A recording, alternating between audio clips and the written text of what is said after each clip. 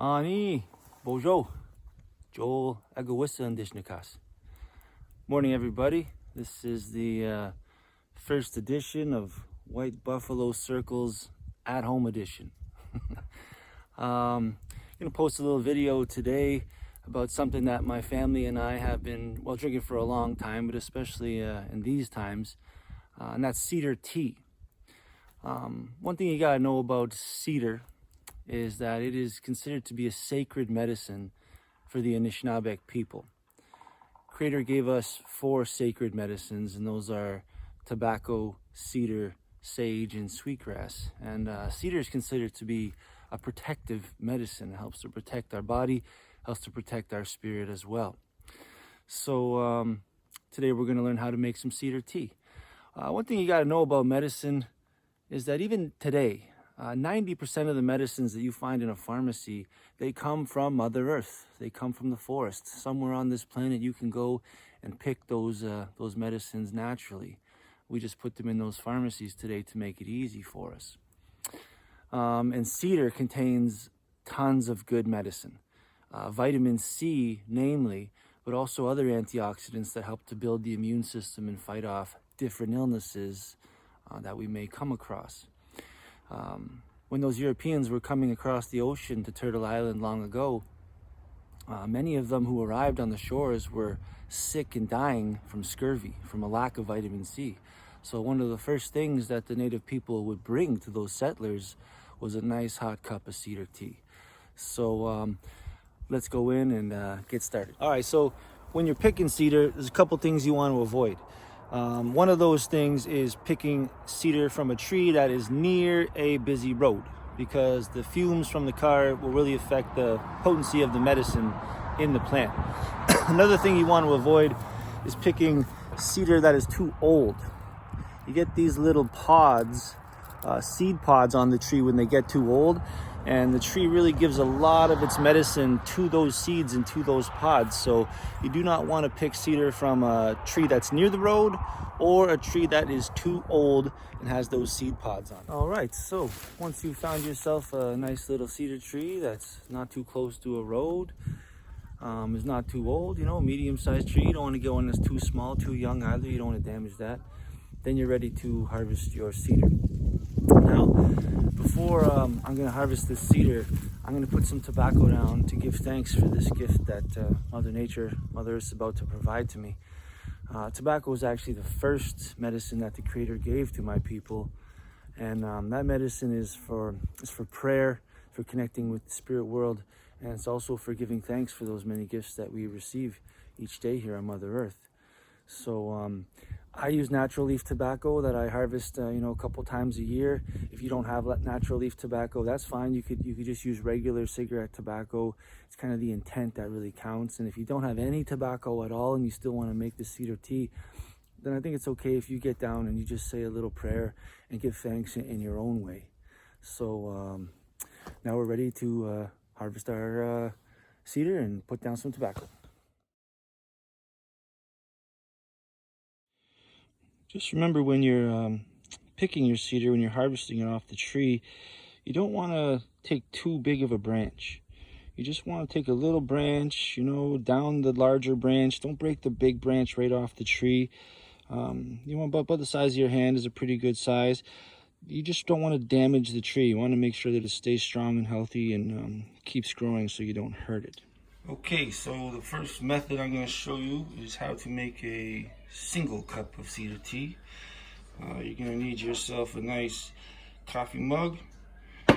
I got one of these little tea balls, got from David's Tea.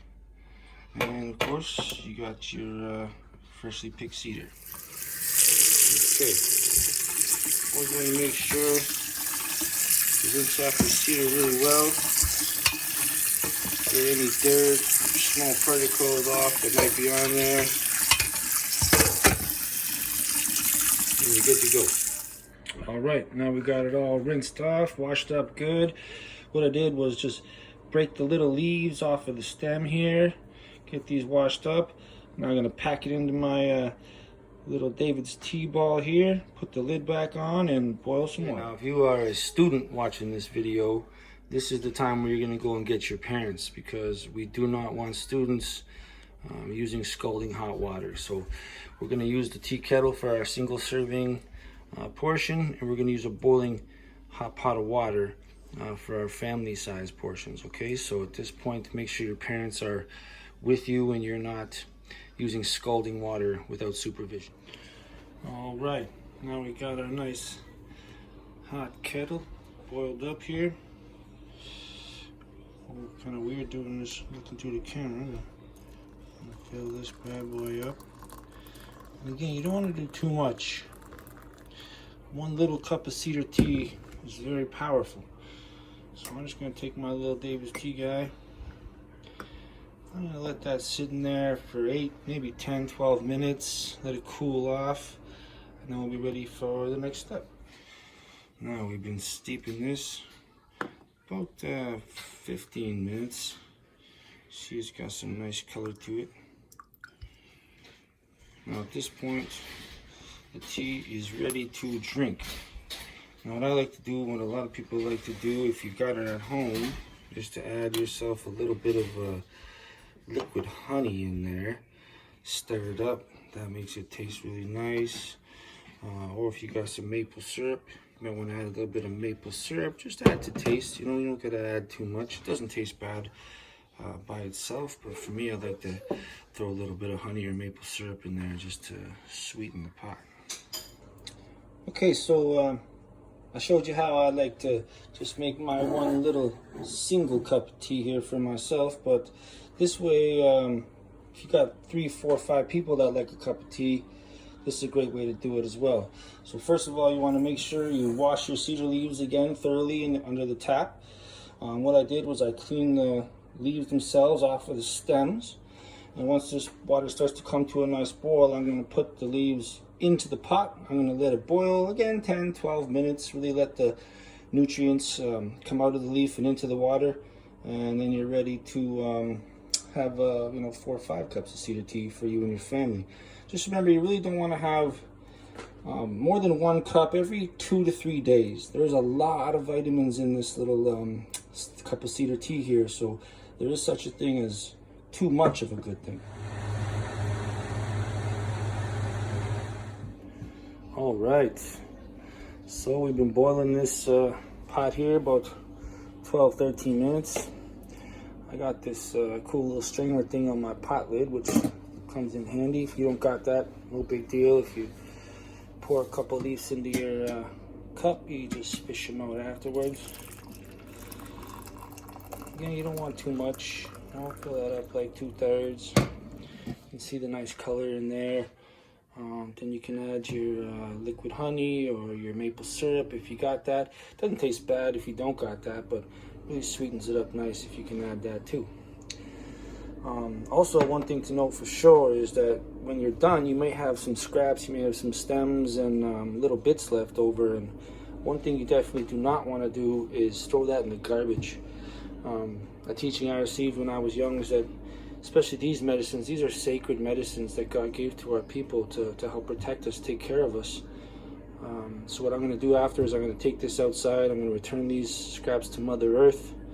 I offered my tobacco when we got started there. It started it in a good way before I harvested my cedar. So that's all there is to that, folks. Hot cup of cedar tea for you and your family. Hope you enjoy. Everybody keep safe and stay tuned for more videos. Ciao.